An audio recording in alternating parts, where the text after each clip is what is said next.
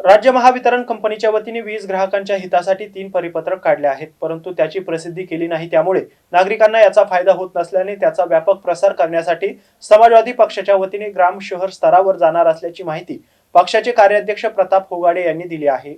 ही पहिलीच वेळ आहे गेल्या 60 वर्षामध्ये की महावितरण कंपनीच्या मुख्य कार्यालयात हेड ऑफिसनं ग्राहकांच्या हिताचे अशी 3 महत्वाची परिपत्रकं काढली आणि आपल्या खालच्या कार्यालयाने सांगितलंय की याला व्यापक प्रसिद्धी द्या, पण दुर्दैवानं व्यापक प्रसिद्धी महावितरणने दिलेली नाही। हे काम आम्ही करणार आहोत, समाजवादी पार्टी म्हणूनही करणार आहोत आणि महाराष्ट्र वीज ग्राहक संघटना म्हणूनही करणार आहोत। महत्वाचे मुद्दे 3 आहेत ते असे आहेत की पहिला महत्वाचा मुद्दा की 2016 साली सुप्रीम कोर्टाचा निकाल झाला तरीही कंपनी अनेक ग्राहकांच्या पोलचा खर्च, लाईनचा खर्च आणि मीटरचे पैसे त्या रकमेची आकारणी करत होती, वसूल करत होती। 16 साली आम्ही कोर्टामध्ये सुप्रीम कोर्टामध्ये निकाल घेतला, त्याची अंमलबजावणी 100% अजूनही होत नाही। कंपनीने आता मान्य केलंय की इन्फ्रास्ट्रक्चर, फोन, लाईन, मीटर ही आमची जबाबदारी आहे, म्हणजे कंपनीची आहे, ग्राहकाची नाही।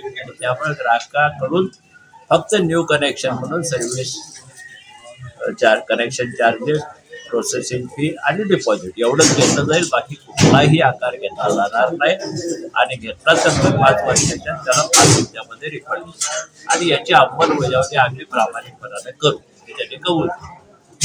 दुसरं महत्वाचं त्याने एक परिपत्रक आहे, ग्राहकांच्या तक्रारी याची नोंद होत होती, तर तक्रारीसाठी स्वागत कक्ष हा एक सेल काढला आणि त्या सेलमध्ये 2 दिवसाच्या त्या ग्राहकाला उत्तर दिलं पाहिजे आणि 7 दिवसाच्या त्याच्या तक्रारीचं निराकरण, हा दुसरा महत्व। आणि तिसरा महत्वाचा की अनेक ग्राहकांच्या बाबतीत ग्राहक मंचाचे निकाल किंवा लोकसंख्यांचे निकाल हे ग्राहकांच्या बाजूने असतात, पण अंमलबजावणी होत नाही।